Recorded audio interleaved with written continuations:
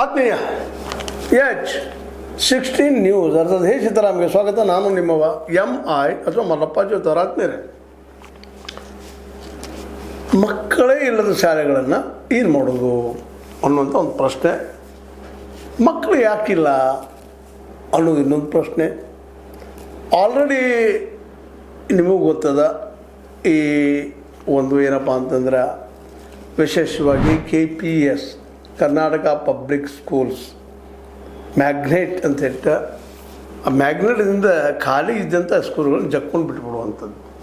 ಅಂದ್ರೆ ಶಾಲೆಗಳನ್ನ ಕಡಿಮೆ ಮಾಡೋದು. 41,000 ಶಾಲೆಗಳ ಅದಾವಪ್ಪ, ಖಾಲಿ ಮಾಡಿಬಿಟ್ಬಿಡೋದನ್ನ, ಅದು ಒಂದು ಸಾರಿ ಮಾಡಿಬಿಡೋದು. ಅದು ಒಂದು ಪಂಚಾಯತಿ ಕಟ್ಟಿಗೆ. ಅಂದ್ರೆ ಈಗಾಗಲೇ ಆ ದಿಶೆ ಚಿಂತನೆ ನಡೆದಿದೆ ಹಿಂದಿನ ಸರ್ಕಾರದಲ್ಲೇ. ಅಂದ್ರೆ ನಮ್ಮ ಸಿದ್ದರಾಮಯ್ಯ ಸರ್ಕಾರದಲ್ಲೇ ಮಧು ಬಂಗಾರಪ್ಪನವರು ಅದು ಮಾಡಿದ್ದರು, ಮ್ಯಾಗ್ನೆಟ್ ಸ್ಕೂಲ್ ಮಾಡಿದರು, KPS ಅಂತೇಳಿ. ಅದರ ಮೂಲಕ ಸರ್ಕಾರಿ ಶಾಲೆಗಳನ್ನ, ಕನ್ನಡ ಶಾಲೆಯಲ್ಲಿ ಮತ್ತೇನೋಲ್ಲಿ ಸರ್ಕಾರಿ ಶಾಲೆಗಳನ್ನ ಆದಷ್ಟು ಕಡಿಮೆ ಮಾಡಿಬಿಡುವಂಥದ್ದು. ಮತ್ತು ಅದರ ಮೂಲಕ ಏನಪ್ಪ ಅಂತಂದ್ರೆ ಖರ್ಚು ಉಳಿಸುವಂಥದ್ದು. ಒಳ್ಳೆಯ ಕೆಲಸ ಇಲ್ಲ ಅಂತಲ್ಲ, ಆದರೆ ಒಂದು ಪಂಚಾಯತಿಗೆ 7-10 ಕಿಲೋಮೀಟರ್ ನಡಕ ಒಂದು ಸಾರಿ ಮಾಡಿದರೆ ಎಲ್ಲ ಮಕ್ಕಳು ಹೋಗಿ ಮುಟ್ಲಿಕ್ಕೆ ಸಾಧ್ಯ ಅದನ್ನ ಅಲ್ಲ ಅಂತೇಳಿ. ಅದರಲ್ಲೂ 1ರಿಂದ 7ನೇ ತನಕ ಆ ಮಕ್ಕಳು ಎಲ್ಲಿ ಹೋಗಬೇಕು ಅನ್ನುವಂಥ ಒಂದು ಪ್ರಶ್ನೆ ಈಗಾಗಲೇ ಆ ಸಲುವಾಗಿ ಈಗ ಸಾಕಷ್ಟು ಚರ್ಚೆಗಳು ನಡೆದಿದ್ದಾವೆ. ಹಿಂದಿನ ಎಪಿಸೋಡ್ಗಳು ಪ್ರಯತ್ನ ಮಾಡಿದ್ದದ. ಈ 41,000 ಶಾಲೆಗಳನ್ನು ಕಟ್ ಮಾಡಿ 1,000-2,000 ಈ ಒಂದಿಷ್ಟೇ ಸ್ಕೂಲ್ಗಳು ಮಾಡುವಂಥ ಕೆಲಸ, ಒಂದೊಂದು ಪಂಚಾಯತ್ ಒಂದು ಶಾಲೆ ಮಾಡುವಂಥ ಕೆಲಸ ನಿಜವಾಗಿಯೂ ಯೋಗ್ಯನಾ? ಇದು ಒಂದೇ ಹೌದು. 8, 9, 10th PUC ಆದರೂ ಯೋಗ್ಯ ಆಗ್ತದೆ, ಯಾಕಂದ್ರೆ ಮಕ್ಕಳು ಬೆಳೆದಿರ್ತಾರೆ, ಮುಟ್ತಾರೆ, ಹೋಗ್ತಾರೆ. ಆದರೆ 7ನೇ ತನಕ ಮಕ್ಕಳ ವಯಸ್ಸು ಸಣ್ಣದಿರ್ತದೆ. ಅದರಲ್ಲೂ 1ರಿಂದ 5ನೇ ತನಕ ಅಲ್ಲಿ ಇನ್ನೂ ಹೋಗೋದು ಮಕ್ಕಳು ಭಾಳ ಕಡಿಮೆ ಇರ್ತಾವೆ. ಅಂಥ ಪರಿಸ್ಥಿತಿ ಒಳಗೆ ಪ್ರತಿಯೊಂದು ಹಳ್ಳಿಗೂ 1ರಿಂದ 7ನೇ ತನಕ ಸ್ಕೂಲ್ ಮಾಡಬೇಕು ಅನ್ನುವಂಥ ಒಂದು ಎಲ್ಲ ಶಿಕ್ಷಣ ತಜ್ಞರ ಅಭಿಪ್ರಾಯ.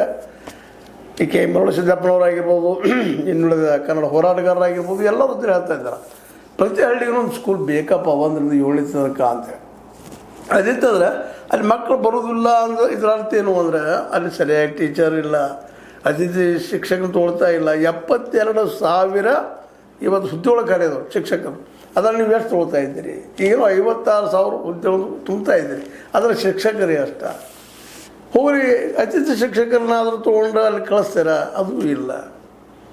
ನಿಜವಾಗಿಯೂ ಆ ಸ್ಕೂಲು ಎಲ್ಲ ಶಿಕ್ಷಕರು ಮಾಡಬೇಕಾಗಿದೆ. ಮುಖ್ಯ ಏನಪ್ಪ ಶಿಕ್ಷಣ ಕ್ಷೇತ್ರದಲ್ಲಿ ಶಿಕ್ಷಕ ಮತ್ತು ಕೋಣೆ.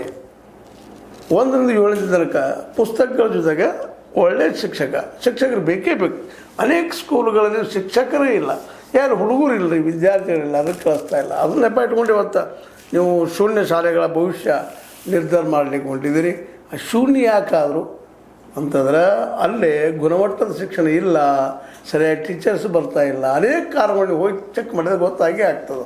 ಪ್ರತಿಯೊಬ್ಬರಿಗೂ ಶಿಕ್ಷಣ ಬೇಕಾಗಿದ್ರಿ ಇವತ್ತು. ಪ್ರತಿಯೊಬ್ಬರು ಅದನ್ನು ಬಯಸ್ತಾ ಇದ್ದಾರೆ. ಯಾಕಂದ್ರೆ ಇವತ್ತು ಶಿಕ್ಷಣ ಇಲ್ಲಂದ್ರೆ ಭವಿಷ್ಯ ಇಲ್ಲ ಅನ್ನೋದು ಪ್ರತಿಯೊಬ್ಬರು ಅಭಿಪ್ರಾಯ ಆಗ್ತಾ ಇದೆ ಇವತ್ತು. ಅದು ನೀವು ಮೂಡಿಸ್ಬೇಕಾಗಿದೆ, ಸರ್ಕಾರ ಕೆಲಸ ಅದು. ಯಾಕಂದರೆ ಈ ದೇಶದ ಸಂಪತ್ತು ಯಾರ ಭಾಳ ಮುಖ್ಯ ಅಂದರೆ ಈ ನಮ್ಮ ವಿದ್ಯಾರ್ಥಿಗಳು, ನಮ್ಮ ಮಕ್ಕಳು. ಅವ್ರು ನಮ್ಮ ದೇಶದ ಸಂಪತ್ತು, ಭವಿಷ್ಯ. ನಾವು ಸಂಪತ್ತು ಅಂದರೆ ಬಂಗಾರ, ಬೆಳ್ಳಿ, ಪ್ಲಾಟಿನಮ್ಮ, ಅದು ಇದು ಹೇಳ್ತೀವಿ, ಯಾವಲ್ಲ. ಎಲ್ಲಕ್ಕಿಂತ ಮುಖ್ಯ ನಮ್ಮ ಮಕ್ಕಳು. ಆ ಮಕ್ಕಳ ಭವಿಷ್ಯವನ್ನು ತಯಾರು ಮಾಡೋದು ಶಿಕ್ಷಣ. ಮನೆಯೇ ಮೊದಲ ಪಾಠಶಾಲೆ, ಶಾಲೆ ನಾವು ಕಳಿಸ್ಬೇಕು. ಶಾಲೆ ಸಮೀಪಿದ್ರೆ ಕಳಿಸೋಕ್ಕೆ ಸಾಧ್ಯ. ಮತ್ತು ನಮ್ಮಲ್ಲಿ ಬಡತನ ಅತಿಯಾಗಿರೋದ್ರಿಂದಾಗಿ ನಿಶ್ಚಿತವಾಗಿಯೂ ಏನಾಗ್ತದಪ್ಪ ಅಂದ್ರೆ ನಮ್ಮ ಮಕ್ಕಳು ಕಳ್ಸೋಕೆ ನಮ್ಮಲ್ಲಿ ಕೆಲವೊಂದು ಅನೇಕ ಮನೆಗಳಲ್ಲಿ ಸಾಕಷ್ಟು 90% ಮನೆಗಳಲ್ಲೇ ವೆಹಿಕಲ್ ಇರುವುದಿಲ್ಲ. ಹಳ್ಳಿಗಳಲ್ಲಿ ದೂರ ಇರ್ತಾವೆ ಶಾಲೆಗಳು. ಅಂಥ ಪ್ರಸಂಗದಲ್ಲಿ ನೀವು 7-8 ಕಿಲೋಮೀಟ್ರ್ ಮೇಲೆ ನಿಮ್ಮ ಮಕ್ಕಳು ಹೋಗಿ ಶಾಲೆ ಕಳ್ಸೋಕ್ಕೆ ಸಾಧ್ಯ ಆಗ್ತದೆ. ನಾವು 1ರಿಂದ 7ನೇ ತನಕ ಅಟ್ಲೀಸ್ಟ್ ಕಡೆಗೆ 5ನೇ ತನಕ ಕಳಿಸೋ ಸಾಧ್ಯ ಆಗ್ತಿದ್ದಾನೆ. ಎಲ್ಲರಿಗೂ ಸಾಧ್ಯ ಅದನ್ನು. ನಾವು ಮಿಡಲ್ ಕ್ಲಾಸನ್ನು ಮಾಡ್ಬೋದು, ಸೈಕಲ್ ಮೇಲೆ ಕರ್ಕೊಂಡು ಹೋಗ್ಬೋದು, ಸ್ಕೂಟರ್ ಮೇಲೆ ಕರ್ಕೊಂಡು ಹೋಗ್ಬೋದು, ಎಲ್ಲಾದರೂ ಹೋಗಿ ಏನೋ ಮಾಡ್ಬೋದು. ಆದರೆ ಉಳಿದವ್ರಿಗೆ ಏನೂ ಇಲ್ಲದಂತೂ ಏನು ಮಾಡ್ಬೇಕಾಗುತ್ತೆ. ಆವತ್ತು ನಾವು ದುಡ್ಡು ತಿನ್ನುವಂಥ ಎಷ್ಟು ಕುಟುಂಬಗಳಿದೆ. ಅದಕ್ಕೆ ಹೇಳಿ ನಿಮಗೆ ಕಾಂಟ್ರಾಕ್ಟ್ ಲೇಬರ್ ಬಂದದ ನಮ್ಮ ಕಾಂಟ್ರಾಕ್ಟ್ ಲೇಬರ್ ಅಂದ್ರೆ ಏನಪ್ಪ, ಅದಕ್ಕೆ ಯಾವ ಗ್ಯಾರಂಟಿ ಇಲ್ಲ. ಇವತ್ತೇನೋ ಒಂದು ನೌಕರಿ ಸಿಕ್ತು, ಉದ್ಯೋಗ ಸಿಕ್ತು, ಅದು ಪಗಾರ ಸಿಗ್ತದೆ 500, 300, 400. ಮರುದಿವಸ ಉದ್ಯೋಗ ಇರುವುದಿಲ್ಲಪ್ಪ, ಒಂದು ದಿವಸದ ಮಟ್ಟಿಗೆ ಅದು. ಮರುದಿವಸ ಈವನ್ ನಾವು ಏನು ಮಾಡಿದಪ್ಪ ಅಂತಂದ್ರೆ ಮನೆರಾಗನ್ನ ರಾಮ್ಜಿ ಮಾಡಿ ಅಲ್ಲಿ ಉದ್ಯೋಗ ಕಡಿಮೆ ಮಾಡಿಬಿಟ್ಟಿವಿ ನಾವು. ಒಂದು 100 ರೂಪಾಯಿ ಸೆಂಟ್ರಲ್ ಗೌರ್ಮೆಂಟ್ ಕೆಲಸ ಮಾಡ್ತಾನಪ್ಪ ಅಂತಂದ್ರೆ ಅದು ಬರೀ 60 ರೂಪಾಯಿ ಕೊಡ್ತೀವಿ. ನಾವು ಸ್ಟೇಟದವ್ರು ಹಾಕಬೇಕು. ಸ್ಟೇಟದಾಗ ರೊಕ್ಕ ಇವ್ರು ಹೇಳ್ತಾ ಇದ್ದಾರೆ. ಆದರೆ ಉದ್ಯೋಗ ಇಲ್ಲದ್ರೆ ಶಿಕ್ಷಣಗಳನ್ನ ಕಲಿಸೋಕೆ ಸಾಧ್ಯತೆ ರೀ ತಂದೆ ತಾಯಿಗೆ. ಇದನ್ನು ವಿಚಾರ ಮಾಡುವಂಥದ್ದು ಇವತ್ತು ಡಿ ಕೆ ಶಿವಕುಮಾರ್ ಅವರು ಈ ದಿಶೆಯಲ್ಲಿ ಚಿಂತನೆ ಮಾಡಬೇಕಾಗ್ಯದ. ಅದಕ್ಕೆ ಪ್ರತಿಯೊಂದು ಹಳ್ಳಿಗೇನು 1ರಿಂದ ಆ ಜನಸಂಖ್ಯೆ ಆಧಾರದ ಮೇಲೆ 1ರಿಂದ 5 1ರಿಂದ 7 ತನಕ ಮಾಡಬೇಕು. ಅದೇ ಕಾಲಕ್ಕೆ ಈ ಒಂದು ಏನು ಗ್ರಾಮ ಪಂಚಾಯತ್ ಒಂದೇನು ಮಾಡ್ಬೇಕಂತ ಮಾಡಿದ್ರಿ, ಮ್ಯಾಗ್ನೆಟ್ ಸ್ಕೂಲ್ಗಳು, KPS ಸ್ಕೂಲ್ಗಳನ್ನು ಅವುಗಳೇನಪ್ಪ ಅಂತಂದ್ರೆ 8, 9, 10, 11, 12 PUC ತನಕಲ್ಲಿ ಆಗ್ಬೇಕು. ಮಕ್ಕಳಿಗೆ ದೂರ ಹೋಗೋದು ಅವಶ್ಯಕತೆ ಇಲ್ಲ. ಆ 8 ಕಿಲೋಮೀಟರ್ದಾಗ ಇದ್ದಂಥ ಮಕ್ಕಳೆಲ್ಲ ಅಲ್ಲಿ PUC ತನಕ ಕರಿಬೇಕು ಅವ್ರು. 8, 9, 10, 11, 12 ಇದನ್ನಿತ್ತಂತ ಅಲ್ಲಿ ಕ್ವಾಲಿಟಿ ಎಜುಕೇಷನ್. ಕ್ವಾಲಿಟಿ ಅಂದರೆ ಎಲ್ಲರೂ ಶಿಕ್ಷಕರು ಇರಬೇಕಲ್ಲೇ.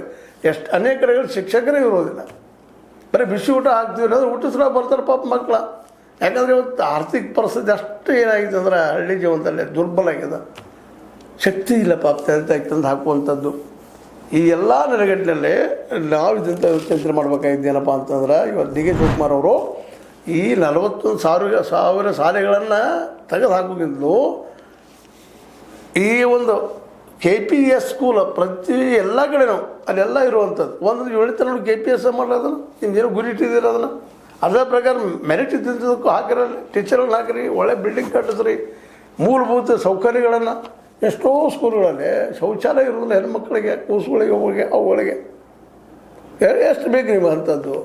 ಎಷ್ಟೋ ಕಡೆ ಸರ್ಕಾರಿ ಸರ್ವಟ್ ಬಿದ್ದಿರ್ತಾವೆ, ಮೇಲೆ ಹಂಚಾರಿರ್ತದೆ. ಈ ಮೇಲೆ ರಿಪೋರ್ಟ್ಸ್ ಬರ್ತಿರ್ತಾವೆ. ನೀವು ಜಸ್ಟ್ ನೋಡಿದ್ರೆ ಸಾಕು. ಡಿ ಕೆ ಶಿವಕುಮಾರ್ ಅವರು ಮಾಡಬೇಕಾಗಿದ್ದು ಬಿಡದಿಯ ದೊಡ್ಡ ಟೌನ್ಶಿಪ್ ಮಾಡಿ ಮತ್ತೇನು ಮಾಡಿ ಅನ್ನೋಕ್ಕಿದ್ಲು ಪ್ರತಿ ಗ್ರಾಮದಲ್ಲಿ ಮಕ್ಕಳಿಗೆ ಶಿಕ್ಷಣ ಸಿಗುವಂಥ ಒಂದು ವ್ಯವಸ್ಥೆ ಮಾಡಿರಿ ಇವರು ಕೂಡ. ಅದು ಮಾಡಿದ್ರಪ್ಪ ಅಂದ್ರೆ ನಾಳೆ ಭವಿಷ್ಯದಲ್ಲಿ ಕಾಂಗ್ರೆಸ್ಗೆ ಹೆಲ್ಪ್ ಆಗುವಂಥದ್ದು ಮತ್ತು ದೇಶಕ್ಕೆ ಹೆಲ್ಪ್ ಆಗುವಂಥದ್ದು. 2028 ಗೆಲ್ಲುವ ಸಲುವಾಗಿ ನೀವೇನು ಸರ್ಕಸ್ ಮಾಡ್ತಾಯಿದ್ರಿ, ಏನು ಮಾಡಿರಿ, ಅದು ಬೇರೆ ವಿಷಯ. ಬಟ್ ಇದು ಶಿಕ್ಷಣ ವಿಷಯಕ್ಕೆ ಬಂದಾಗ ಮಾತ್ರ 41,000 ಶಾಲೆಗಳನ್ನು ತೆಗೆದಕ್ಕೆ ಆ ಜಾಗದಾಗ ನೀವು ಕಡಿಮೆ ಮಾಡಿ ಈ ಒಂದು KPS ಸ್ಥಾಪಿಸಿದ್ರಪ್ಪ ಅಂದ್ರೆ ಎಲ್ಲ ಮಕ್ಕಳಿಗೆ ಸಿಗ್ತದೆ ಗ್ಯಾರಂಟಿ ಇಲ್ಲ. ಯಾಕಂದ್ರೆ ನಾನು ಹೇಳಿದ್ರೆ ಈಗಾಗಲೇ 85 to 90% ಈ ದೇಶದ ತಂದೆ ತಾಯಿಗಳಿಗೆ ತಮ್ಮ ಮಕ್ಕಳನ್ನು ಒಂದು ವೆಹಿಕಲ್ ಮಾಡಿ ಮತ್ತೆ ಹೋಗಿ ಕಳಿಸೋ ಶಕ್ತಿ ಇಲ್ಲ, ಮತ್ತು ದೂರ ಕಳ್ಸೋಕ್ಕೆ ಶಕ್ತಿ ಇಲ್ಲ. ಹಾಗೆ ಹೆಣ್ಮಕ್ಳಾದ್ರಪ್ಪ ಅಂದ್ರೆ ಮಕ್ಕಳು, ಸಣ್ಣ ಮಕ್ಕಳು ಇರ್ತಾರೆ, ಹೆಣ್ಮಕ್ಳು.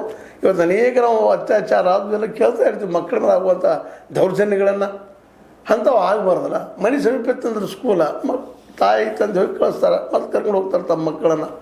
ಈ ಎಲ್ಲ ದೃಷ್ಟಿಟ್ಕೊಂಡು ಗುಣಮಟ್ಟದ ಸ್ಕೂಲ್ಗಳು ನೀವು ಮಾಡಿದರೆ, KPS ಏನು ಮಾಡಲಿಕ್ಕೆ ಹೊಟ್ಟಿದ್ರೆ ಅದು ಪ್ರತಿಯೊಂದು ಹಳ್ಳಿಗೆ ಮಾಡಿದರೆ ನಿಶ್ಚಿತವಾಗಿಯೂ ನಮ್ಮ ಶಿಕ್ಷಣ ಉನ್ನತ ಆಗ್ತದೆ, ನಾವು ವಿಶ್ವಗುರು ಆಗ್ತೀವಿ. ಸುಮ್ಮನೆ ಬಾಯಲ್ಲೇ ವಿಶ್ವಗುರು ಆಗಲಿಕ್ಕೆ ಸಾಧ್ಯ ಇಲ್ಲ. ಬೇಸ್ ಶಿಕ್ಷಣ ಹಾಕುವಂಥದ್ದು ಮತ್ತು ಮಕ್ಕಳಿಗೆ ಆರೋಗ್ಯ ಕೊಡುವಂಥ ಕೆಲಸ ನೀವು ನಮ್ಮ ಸಿದ್ದರಾಮಯ್ಯ ಬದಲಾಗಿ ಬಂದಿರುವಂಥ ಡಿ ಕೆ ಶಿವಕುಮಾರ್ ಅವರು ಮಾಡಿದರೆ ನಿಶ್ಚಿತವಾಗಿ ದೇಶಕ್ಕೆ ಭವಿಷ್ಯ ಮತ್ತು ನಿಮ್ಮ ಕಾಂಗ್ರೆಸ್ಗೂ ಭವಿಷ್ಯದ. ಯಾಕಂದರೆ ಇಲ್ಲಿವರೆಗೆ 14 ವರ್ಷದ ಆಡಳಿತದಲ್ಲೇ ಈ ದಿಶೆಯಲ್ಲಿ ನಮ್ಮ ಮೋದಿಯವರು ಚಿಂತನೆ ಮಾಡಿಲ್ಲ. ಅವರು ಸಹ 2 ರೂಪಾಯಿ ಖರ್ಚು ಮಾಡ್ತಾರೆ 100ರಲ್ಲೇ, ನೀವು 2 ಖರ್ಚು ಮಾಡ್ತೀರಿ. 2 ರೂಪಾಯಿದಾಗ ಇವೆಲ್ಲ ಆಗಲಿಕ್ಕೆ ಸಾಧ್ಯ ಹಂಗದ. ಅಟ್ಲೀಸ್ಟ್ 20-25% ನೀವು ದುಡ್ಡನ್ನು ಈ ಶಿಕ್ಷಣಕ್ಕೆ ಇಟ್ಟರೆ ಇದೆಲ್ಲ ಮಾಡಲಿಕ್ಕೆ ಸಾಧ್ಯದ.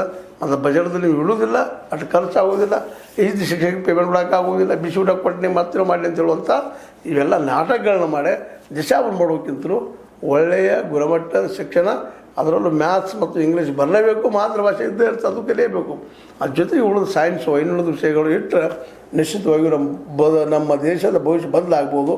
ಪ್ರತಿ ಹಳ್ಳಿಗೆ 1ರಿಂದ 5 ಅಥವಾ 7 ಜನಸಂಖ್ಯೆ ಆಧಾರದ ಮೇಲೆ ಅದೇ ಕಾಲಕ್ಕೆ ಒಂದು ಪಂಚಾಯತ್ ಮಟ್ಟದಲ್ಲೇ PUC ತನಕ 8, 9, 10th ತನಕ ನೀವು ಸ್ಕೂಲ್ಗಳನ್ನು ಮಾಡಿದಿರಪ್ಪ ಅಂತಂದ್ರೆ ನಿಶ್ಚಿತವಾಗಿಯೂ ಈ ದೇಶಕ್ಕೆ ಒಂದು ದೊಡ್ಡ ಭವಿಷ್ಯ ಕೊಡುವಂಥದ್ದು, ನಮ್ಮ ರಾಜ್ಯಕ್ಕೂ ದೊಡ್ಡ ಭವಿಷ್ಯ ಕೊಡುವಂಥ ಒಂದು ಇತಿಹಾಸ ಉಳಿಯುವಂಥ ಕೆಲಸ ಆಗ್ತದೆ. ಡಿ ಕೆ ಶಿವಕುಮಾರ್ ಅವರು ಇದು ಮಾಡ್ತೀರಾ?